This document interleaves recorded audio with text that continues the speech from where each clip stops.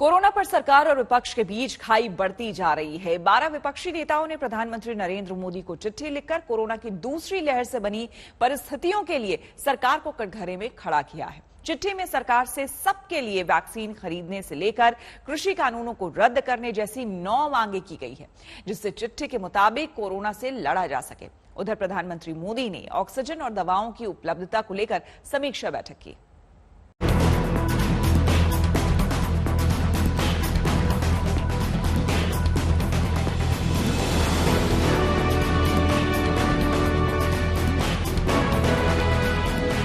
Corona की राजनीति में चिट्ठियां अब हथियार बन गई हैं।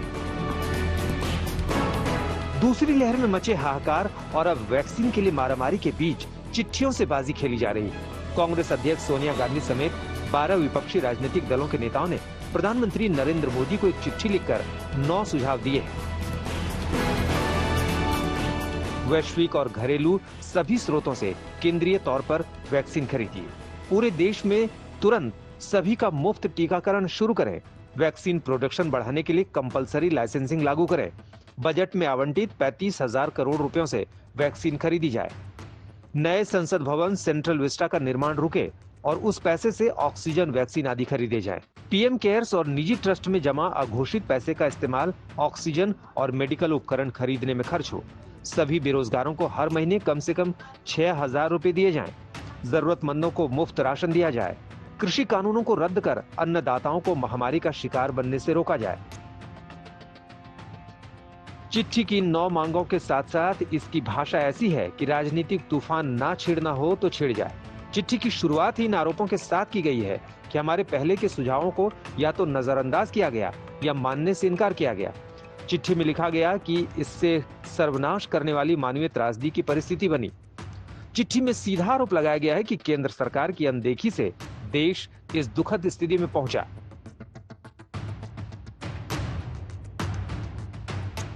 विपक्षी नेताओं की साझा चिट्ठी से पहले बीजेपी अध्यक्ष जेपी नड्डा ने कांग्रेस अध्यक्ष सोनिया गांधी को चिट्ठी लिखकर कांग्रेस के रवैये पर सवाल उठाए थे। नड्डा ने एक तरह से सोनिया के उस हमले का जवाब दिया था जिसमें उन्होंने CWC बैठक में कहा था कि सिस्टम नहीं फेल हुआ, सरकार फेल हुई। सोनिया ने चिट्ठी लिखकर भी प्रधानमंत्री नरेंद्र मोदी को घेरा था। सांसद राहुल गांधी और पूर्व प्रधानमंत्री मनमोहन सिंह भी प्रधानमंत्री मोदी को चिट्ठियां लिखकर सरकार की कोरोना प्रबंधन नीति पर सवाल उठा चुके हैं।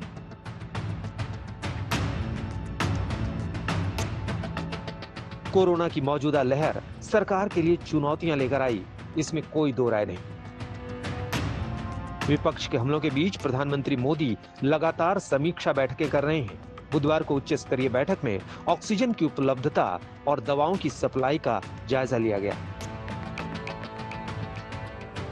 प्रधानमंत्री को बताया गया कि पहली लहर के मुकाबले अब तिगुनी ऑक्सीजन सप्लाई हो रही है।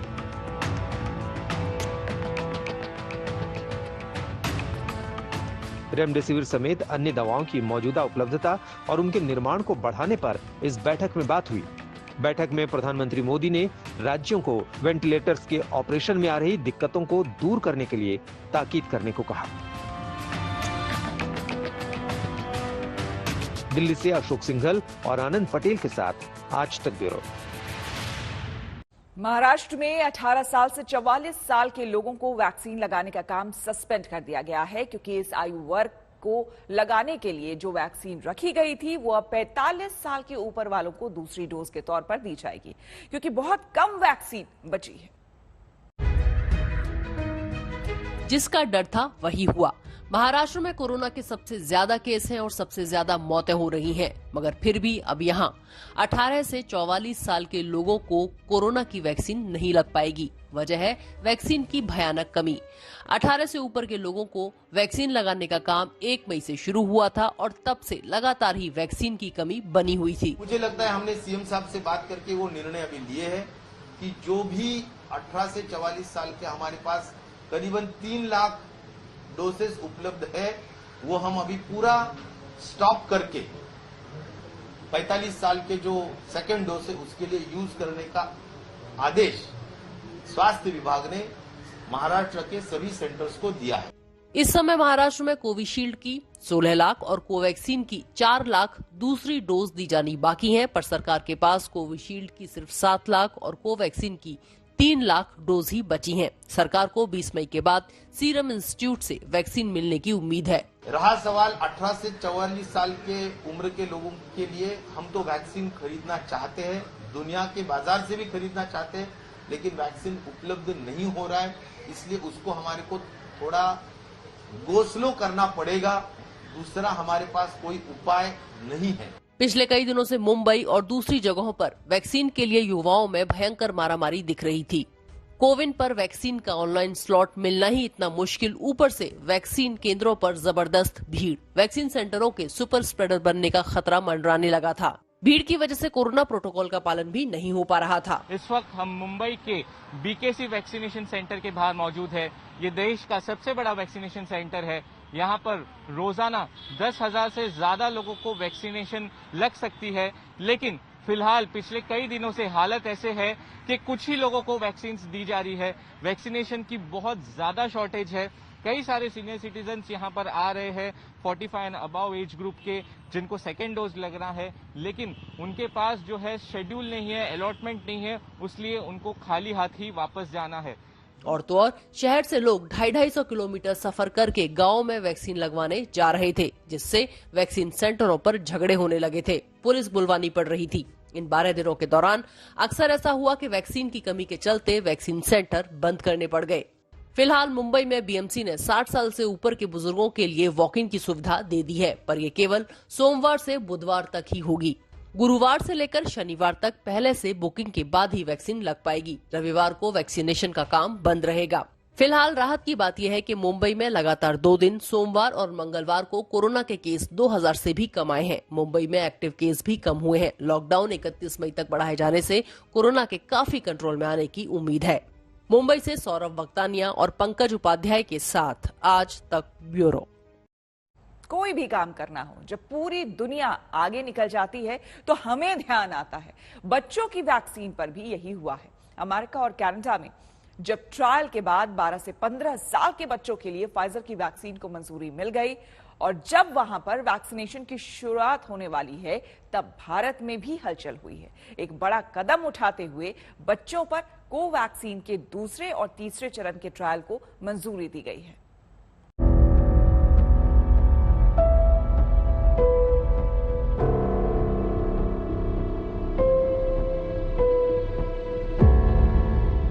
कोरोना से तबाही में देश के लोगों पर जो बीता है, वो कोई भी परिवार अब अपने बच्चों पर बीतता नहीं देख सकता। इसलिए सबको बच्चों की चिंता है और ये सवाल है कि बच्चों के लिए वैक्सीन लाने पर भारत में क्या किया जा रहा है। हर परिवार की चिंता और सवालों के बीच ये उन सभी को थोड़ा सुकून देने वाली बात है कि 2 से 18 साल के बच्चों के लिए भारत बायोटेक की कोवैक्सीन को दूसरे और तीसरे फेज के ट्रायल की मंजूरी दी गई है। वैक्सीन से जुड़ी सब्जेक्ट एक्सपर्ट कमेटी की सिफारिश के बाद वैक्सीन का क्लिनिकल ट्रायल 2 से 18 साल के एज ग्रुप के 525 बच्चों पर दिल्ली, पटना, नागपुर समेत देश के अलग अलग अस्पतालों में किया जाएगा। इसके अलावा वैक्सीन के फेज 3 का ट्रायल शुरू करने से पहले भारत बायोटेक को फेज 2 के ट्रायल का पूरा डेटा उपलब्ध कराना होगा। ये बच्चों के लिए कोई अलग वैक्सीन नहीं है। ये भारत बायोटेक की वही कोवैक्सीन है जो अभी कोविशील्ड के साथ साथ भारत में टीकाकरण अभियान में इस्तेमाल की जा रही है। हमने जनवरी में ही कोवैक्सीन बनाने वाली भारत बायोटेक के कर्ता धर्ता डॉक्टर कृष्णा इल्ला से इस पर बात की थी, जब भारत में टीकाकरण की शुरुआत होने वाली थी। Can your vaccine, sir, be given to children? Our inactivated vaccine would be the ideal to give it to 2 years to 12 months. 12 years and above, we have done already trial. So we want to put a proposal to Drug Controller General and subject expert committees to 2 years to 12 years. We want to do clinical trial quickly, phase 2B or something like that, bridging a small trial with a 300, 500, whatever statistics says. We're going to do that because these vaccines can go to children without any problem. No, which one? Your Covaxin can go to children or your nasal vaccine can go to children? No, inactivated vaccine. Your Covaxin? Inactivated. Yes, Covaxin. ये सब vaccine 18 साल से कम उम्र की आबादी को अभी इसलिए नहीं लगाई जा रही है क्योंकि इन वैक्सीन के ट्रायल में बच्चों को शामिल नहीं किया गया था और ये पता नहीं है कि बच्चों पर ये वैक्सीन किस तरह से काम करेगी। पिछले कुछ दिनों में अमेरिका और कनाडा में 12 से 15 साल के बच्चों के टीकाकरण के लिए फाइजर की वैक्सीन को मंजूरी मिली है क्योंकि ट्रायल में ये वैक्सीन बच्चों पर उतनी ही प्रभावी बताई गई जितना प्रभावी ये किसी दूसरे पर है। ये अच्छी बात है कि भारत ने अमेरिका और कनाडा जैसे कुछ देशों से सबक लिया और बच्चों के लिए वैक्सीन लाने की प्रक्रिया को तेज करने के कदम उठाए क्योंकि अमेरिका और कनाडा जैसे देश तो इस पर काफी आगे बढ़ चुके हैं। वहां तो 12 से 15 साल के बच्चों का वैक्सीनेशन भी शुरू होने वाला है। पूरी दुनिया में बच्चों की वैक्सीन पर तेजी से काम हो रहा है। ब्रिटेन में एस्ट्राजेनेका 6 से 17 साल के बच्चों पर ट्रायल कर रही है।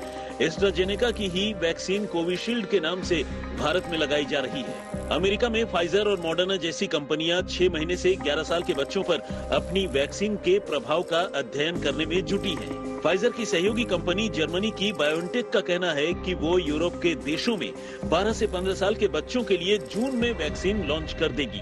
अमेरिका में जॉनसन एंड जॉनसन और नोवावैक्स जैसी कंपनियां भी अपनी अपनी वैक्सीन के बच्चों पर ट्रायल की शुरुआत कर चुकी हैं। कनाडा में फाइजर ने 2 से 5 साल के बच्चों पर भी वैक्सीन का ट्रायल शुरू किया है और उसका दावा है कि इसके अच्छे नतीजे मिल रहे हैं। बच्चों के लिए वैक्सीन कितनी कारगर होगी, इसके साथ साथ बड़ा सवाल ये भी है कि ये बच्चों के लिए कितनी सुरक्षित होगी। भारत में बच्चों के लिए जिस कोवैक्सीन पर कदम बढ़ाए गए उस पर कंपनी को तब से बड़ा भरोसा है जब से इसे भारत में टीकाकरण के लिए मंजूरी मिली थी। तब कंपनी के सीएमडी डॉक्टर कृष्णा एल्ला ने आज तक से बातचीत में कहा था कि वो अपने 6 साल के पोते को वैक्सीन देने में हिचकेंगे नहीं।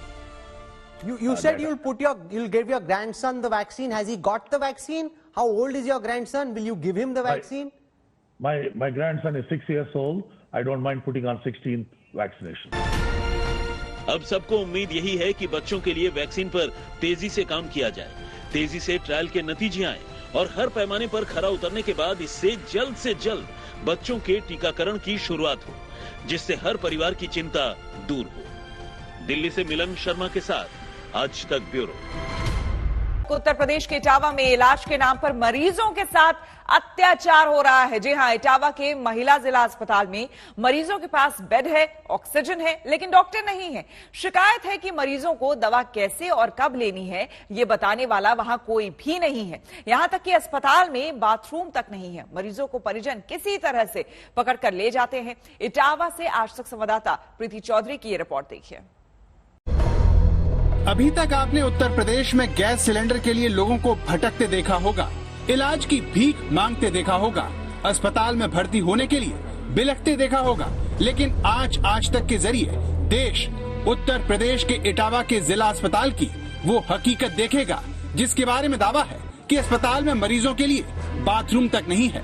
जो मरीज खुद सांस तक नहीं ले सकते, उन्हें शौच के लिए खुले में जाना पड़ता है। अस्पताल में कोविड वार्ड के नाम पर मरीजों से मजाक हो रहा है जो पूरी तरह से तीमारदारों के हाथ में है। ये सारी बातें चंद ही सेकंड में 4 चेहरे आपको बताने वाले हैं। लेकिन पहले ये तस्वीर देखिए और समझिए, जिस शहर में हर रोज 200 से ज्यादा कोरोना के मरीज आ रहे हों, वहाँ अस्पताल में इस महामारी का इलाज कम, उसे ज्यादा बढ़ाया जा रहा है।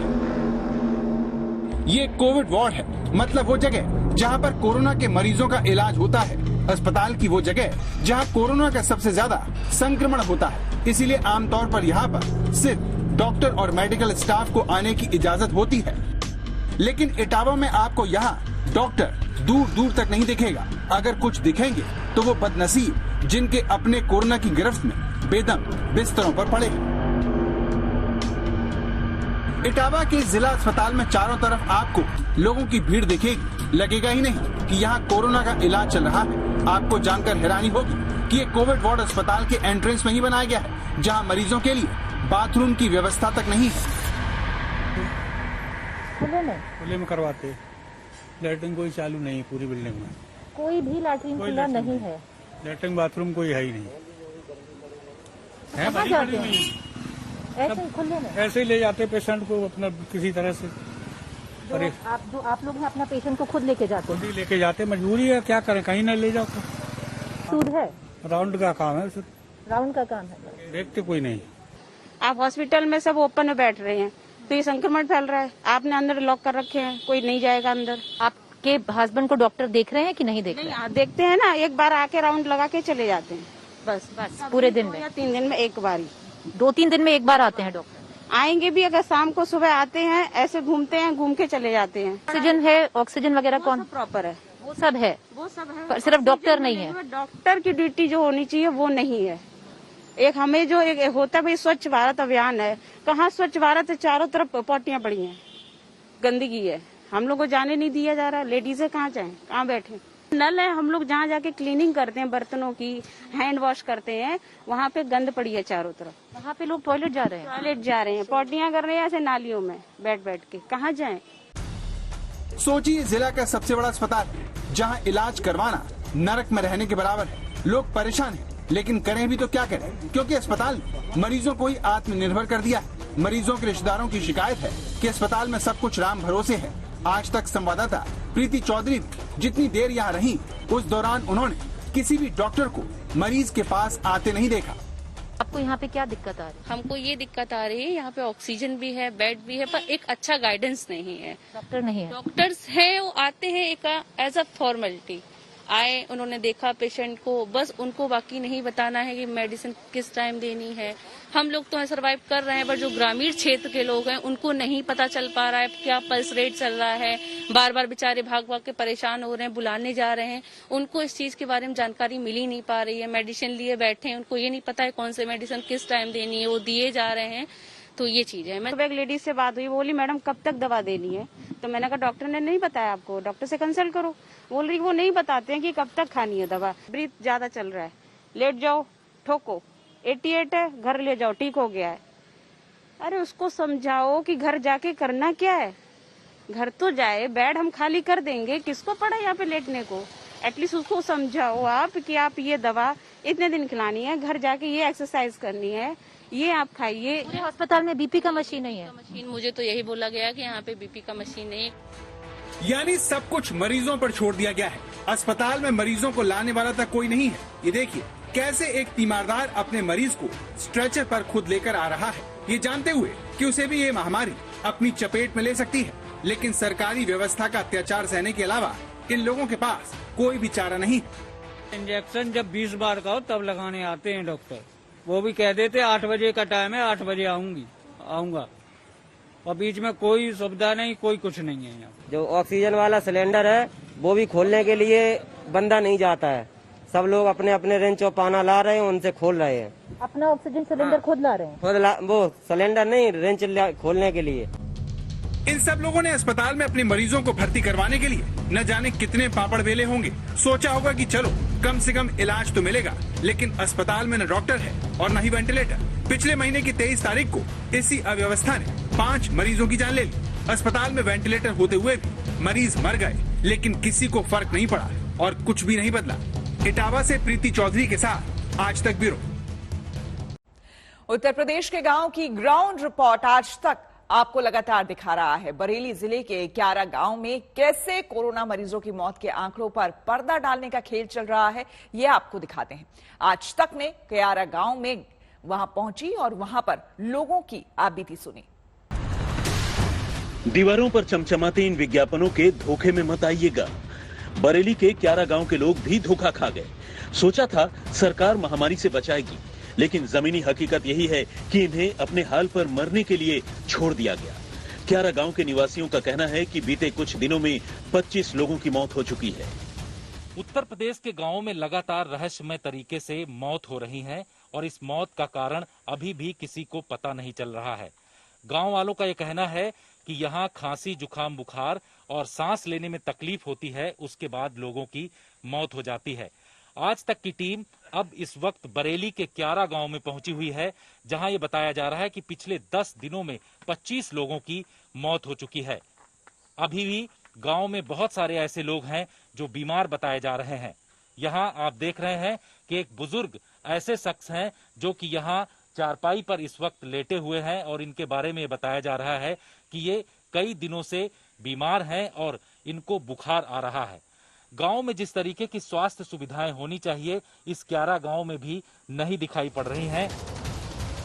पूरे गांव में आप किसी से पूछ लीजिए, सबकी जुबान पर यही आप बीती है कि बुखार आया और सांसों ने साथ छोड़ दिया। जो मौत हो रही है, पिछले 10 दिनों में कितनी मौतें हो चुकी हैं, स्वास्थ्य विभाग इस पर क्या कदम उठा रहा है? करीब 2 दर्जन से ज्यादा लोगों की मृत्यु हो चुकी है और स्वास्थ्य विभाग जो पीएचसी केंद्र क्यारा है, ये इसकी लापरवाही की वजह से हो रहा है, जो भी कुछ हो रहा है, क्योंकि ये लोग गांव में नहीं जा रहे हैं। यहाँ पर कुछ नहीं करते हैं। अगर हॉस्पिटल के लिए जाते भी हैं तो वहाँ पर दवा फवा कुछ मिलते रहेगी, बात तो जा है पूरी। और जो प्राइवेट डॉक्टर जो थोड़ा बहुत इनके जरिए से मतलब काम होता था हम लोगों का, वो प्राइवेट डॉक्टरों के लिए एक दिन लाके पुलिस उलिस से जो हड़का दिया, वो सब बेचारे भाग के चले गए। तो क्या करें, कहाँ जाए बताओ, सब लोग यहीं पे हैं परेशानी में, क्या करें। शायद ही कोई ऐसा दिन हो जब गांव में किसी की मौत की खबर नहीं आती है। मौत की ऐसी दहशत है कि अब गांव में ही अंतिम संस्कार करना पड़ रहा है। 11 गांव में लगातार रहस्यमय तरीके से लोगों की मौत हो रही है और आज भी इस गांव में एक मौत हुई है। आज तक की टीम ग्राउंड जीरो पर मौजूद है।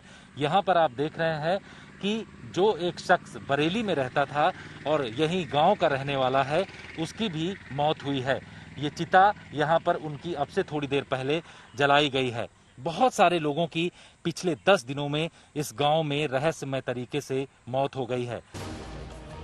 आज तक की पड़ताल में मृतकों के रिश्तेदारों ने सरकारी दावों की पोल खोल कर रख दी, आंकड़ेबाजी की हवा निकाल दी। हमारे चाचा जी, जिनका नाम अमरिंदर सिंह सन ऑफ सत्यपाल सिंह, ये हमारे गांव क्यारा के रहने वाले थे, जो कि कानरपुर में मकान बना लिया, वहाँ रहते थे। इनके एक लड़के हैं, रवि डिबोर नाम है, वो भी होम आइसोलेट थे करीब 12-15 दिन से। उनकी बीवी क्या था? और उनकी पत्नी भी। कोरोना के ही कुछ लक्षण थे उनको, तो वो होम आइसोलेट थे। अभी चाचा को 4 दिन से बुखार आया था, 4-5 दिन से बुखार आया था। और आज मेरे पास फ़ोन आया करीब 10:30 बजे कि वहाँ उनको चक्कर आया और गिर पड़े। तो हम लोग जब गए तो वो एक्सपायर हो चुके थे। लापरवाही है घोर, और अगर ये लोग कर भी रहे हैं तो कुछ समझ में नहीं आ रहा। किसी को समझाना तो चाहिए, घर घर जाना चाहिए।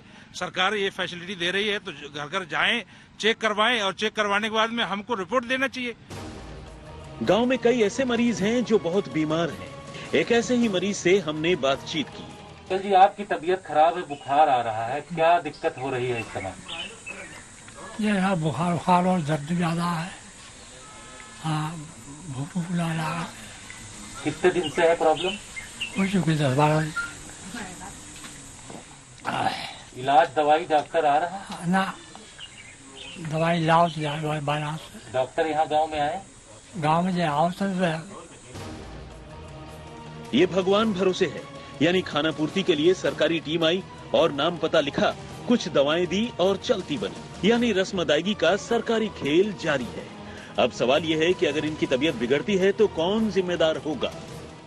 यहाँ पे जैसे बुखार आता है, खांसी होती है, उसके बाद सांस उखड़ती है। जब सांस उखड़ने के बाद में उपचार यहाँ मिलता नहीं है। यहाँ जो जाता है वहाँ दवा लेने, कहते हैं अभी दवा कुछ नहीं मिल रही, अभी कोविड की जांच चल रही है। कोविड की जांच वो चल रही है, जो लोग पॉजिटिव हैं उनको बताते हैं निगेटिव है।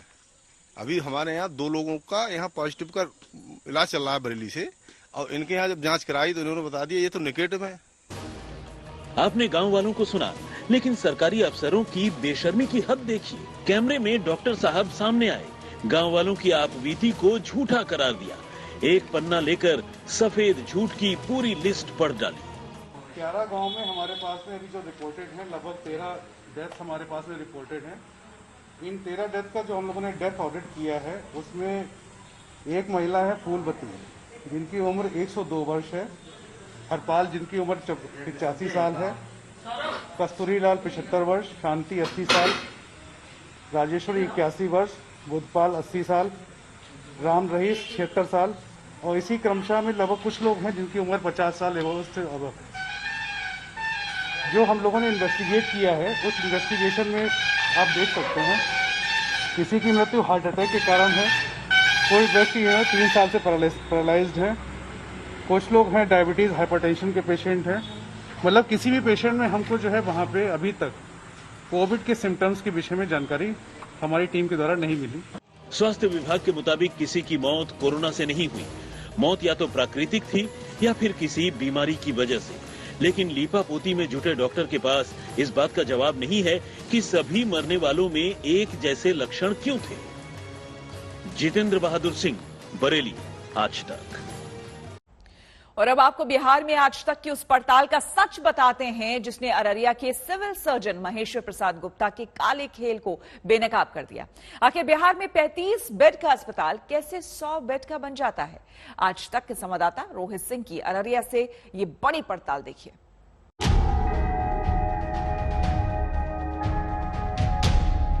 बिहार में खेल है बड़ा काला। कोरोना काल में बेड घोटाला, सरकारी अंधेर गर्दी का पूरा सच। सरकारी कागजों पर, सरकार की वेबसाइट पर, सरकारी अफसर की जुबान पर दावा यही है कि अररिया के फारबिसगंज में 100 बेड का अस्पताल है, यानी 100 मरीजों का इलाज हो सकता है। लेकिन हकीकत एकदम अलग है। ये सरासर झूठ है।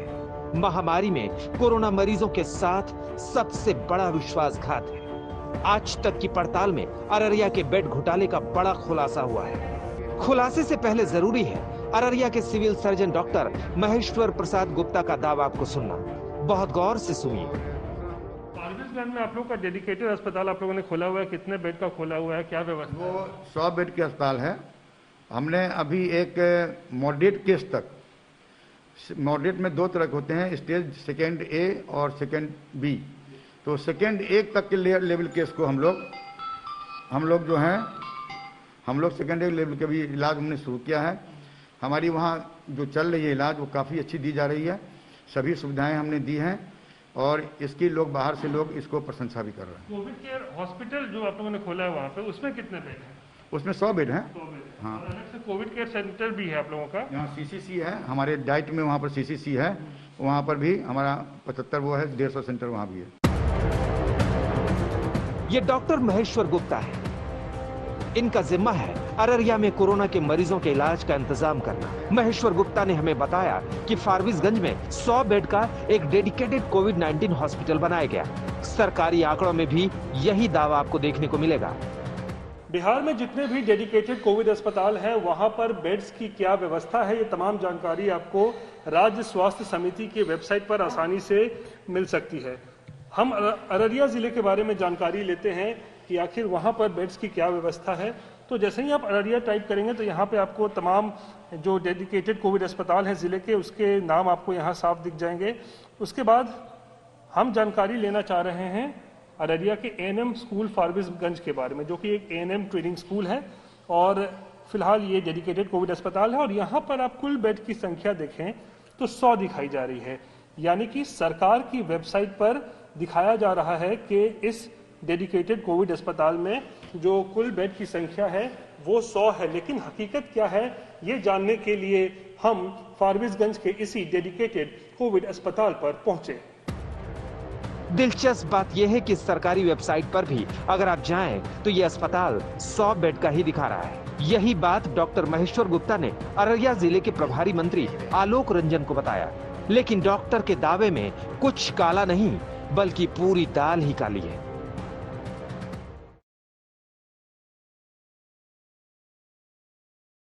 बिहार के ग्रामीण इलाकों में जिस तरीके से कोरोना फैलता जा रहा है उसको लेकर बिहार सरकार लगातार जिलों को ये निर्देश दे रही है कि वो टेस्टिंग को बढ़ाएं और कोविड अस्पतालों में जो बेड की संख्या है उसको भी बढ़ाया जाए। लेकिन इसी बीच एक मामला सामने आया है जिससे सवाल खड़े हो रहे हैं कि क्या जिले में जो अधिकारी तैनात है या फिर जिला प्रशासन जो है, क्या वो बिहार सरकार को अंधेरे में रख रहा है और बिहार सरकार को भ्रमित कर रहा है। ये मामला अररिया जिले से जुड़ा हुआ है और मेरे पीछे जो आप ये देख रहे हैं ये एक डेडिकेटेड कोविड अस्पताल है जो कि अररिया के फारबिसगंज अनुमंडल में स्थित है। और जो हमने यहाँ पे स्थित डॉक्टरों से बात की है उन्होंने बताया है कि ये एक 35 बेड का अस्पताल है और यहाँ पर 35 मरीजों के इलाज की यहाँ पर व्यवस्था की गई है। लेकिन इसी बीच जो ज़िले के सिविल सर्जन हैं डॉक्टर MP गुप्ता, उनका बयान सामने आया है। वो बता रहे हैं कि ये अस्पताल जो है ये 100 बेड का अस्पताल है और यहाँ पर 100 मरीज जो है कोरोना के, उनके इलाज की यहाँ पर व्यवस्था की गई है। आज तक की पड़ताल में civil surgeon doctor Maheshwar Prasad Gupta का झूठ पकड़ा गया। हॉस्पिटल के डिप्टी सुपरिटेंडेंट रेशमा रजा ने बताया कि हॉस्पिटल में सिर्फ 35 बेड है और पोल खुलने के डर से अब 50 बेड कर दिया गया। हमारे पास कल तक 35 बेड्स थे, आज बढ़ा करके उसे कंप्लीट 50 बेड कर दिया गया है और सारे ऑक्सीजन बेड्स हैं। सोचिए, बिहार में सिविल सर्जन सफेद झूठ बोल रहे हैं, जबकि हमारी पड़ताल में उनके मातहत ने दूध का दूध और पानी का पानी कर दिया। हमने जब अररिया के प्रभारी मंत्री आलोक रंजन को बेड घोटाले के बारे में बताया तो उन्होंने कड़ी कार्रवाई की बात कैमरे पर कही। तो आपको लगता नहीं है इस तरीके की गलत जानकारी सरकार को दी जा रही है? नहीं, यदि ऐसा कुछ किया है, चूंकि मैंने तो चूंकि मैं स्थल पर जाकर के इसकी जांच नहीं किया था और चूंकि लॉकडाउन होने के कारण जब तक लॉकडाउन है तब तक स्थल पर हम अभी जाने के लिए सोच भी नहीं रहे हैं। लेकिन यदि आपने उस स्थल पर जाकर के इसकी जानकारी ली है और आपके कथनानुसार यदि वो सही में 35 बेड ही है तो निश्चित रूप से ऐसे भ्रमित करने वाले पदाधिकारी पर हम आगे कार्रवाई करेंगे। जो जिम्मेदार हैं वही फरेब कर रहे हैं। जिनके कंधों पर कोरोना से लड़ाई का जिम्मा है वही जिम्मेदार आम लोगों की जिंदगी से खिलवाड़ कर रहे हैं। सोचिए, ये एक जिले का हाल है, हर जिले में ऐसे ही सरकारी आंकड़ेबाजी का कितना बड़ा खेल चल रहा होगा। सवाल यह है कि बेड घोटाला में कौन कौन शामिल है? क्या डॉक्टर महेश्वर गुप्ता इस खेल की छोटी मछली है? बड़ी मछली कोई और है? अब देखना है कि आज तक की पड़ताल के बाद बिहार सरकार क्या एक्शन लेती है। एक्शन से ही सरकार की नीति और नियत दोनों की तस्वीर साफ हो जाएगी। रोहित सिंह, अररिया, आज तक। तो आपने देखा कैसे उत्तर प्रदेश में मरीज और डॉक्टर दोनों परेशान हैं, लेकिन बाकी राज्यों में सरकारी अस्पतालों में इलाज कैसा हो रहा है? राजस्थान में क्या उत्तर प्रदेश से बेहतर हालात हैं या फिर वहां भी इलाज के नाम पर मरीजों से अत्याचार हो रहा है? ये समझने के लिए हम राजस्थान के करौली जिले में गए। की कोई सुविधा नहीं है, मेडिकल की कोई सुविधा नहीं है, यहाँ कोई डॉक्टरों की सुविधा नहीं है। मरीज भगवान के भरोसे ही चल रहा है और यहाँ कोई सुविधा नहीं है, किसी भी प्रकार की मेडिकल सुविधाएं जो यहाँ इस गांव के नागरिक को मिल सके। डॉक्टर्स नहीं है यहाँ? जी सर, डॉक्टर नहीं है और यहाँ टेस्टिंग सुविधा भी नहीं है, हॉस्पिटल कुछ भी नहीं है, सिर्फ प्राइवेट वालों के भरोसे चल रहा है। जब तक अगर पेशेंट सीरियस होता है तो हो सकता है आगे उसकी क्या भगवान ही मालेगा।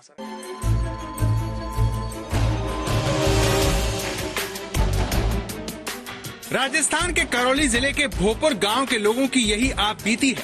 महामारी में भगवान भरोसे इलाज चल रहा है। गांव वालों का यही सवाल जब आज तक ने जिले के कलेक्टर से पूछा तो कैमरे से भागते हुए नजर आए। If there is anyone suffering from serious symptoms, then that person will be individually checked and will also be taken to the appropriate medical care facility. Right? Thank you. Sir, one more question. Excuse me, sir. बद इंतजामी और बदहाली पर सवाल पूछा गया तो team भेजने की बात कहकर जिले के कलेक्टर साहब चलते बने। सोचिए जिले का क्या हाल होगा। ऐसा क्यों है? हम आपको गांव का आंखों देखा हाल दिखाते हैं। ये है राजस्थान के करौली जिले का भोपुर गांव। इस गांव और इससे जुड़े हुए करीबन 10 और गांवों में इस समय हालत बद से बदतर हुई है। लगभग हर घर में एक मरीज है। पहले लोग मानकर चल रहे थे कि ये कोई वायरल बीमारी है जिसके चलते लोगों में खांसी, बुखार, जुकाम के लक्षण सामने आ रहे हैं, पर कुछ लोगों की टेस्टिंग के बाद जब ये सामने आया कि वो कोविड संक्रमित हैं, तो यहाँ पर एक भय का माहौल पसर गया है। लगभग 10 से 12 गांव में एक भी पीएचसी सेंटर नहीं है। इस गांव के हर घर में कोरोना का वायरस पहुंच चुका है, लेकिन गांव में न तो टेस्टिंग की सुविधा है न दवाई का कोई इंतजाम। हमारी स्थिति बहुत खराब है क्योंकि हमारे 15 गांवों से जुड़ा हुआ है ये गांव में। ये कोई पीएचसी की सुविधा न कोई चिकित्सा की सुविधा, नो परेशान ज्यादा है। अगर एक पीएचसी खुल जाए तो बहुत सुविधा हो जाएंगी, सभी गांव यहाँ से जुड़ जाएंगे। अभी फिलहाल इस गांव में आसपास के गांव में कोई डॉक्टर नहीं, कोई पीएचसी नहीं, 15 किलोमीटर दूर है सब। गांव में एक स्वास्थ्य केंद्र तो है लेकिन वो खुद आईसीयू में है। यहाँ के राजकीय उप स्वास्थ्य केंद्र के बाहर ये भोपुर का राजकीय उप स्वास्थ्य केंद्र है और यहाँ के जो हालात हैं वो कितने दयनीय हैं। वो देखने से ही पता लगता है। गेट जब हम यहाँ पर पहुंचे तो बंद पड़ा था। अगर इसको खोलने की कोशिश की जाए, अगर हम यहाँ से अंदर जाएं और पता करने की कोशिश करें कि यहाँ पर क्या हालात है, इस समय दोपहर का समय है और यहाँ पर आप देख सकते हैं किस तरह से इस उप स्वास्थ्य केंद्र का जो गेट है वो बंद पड़ा है।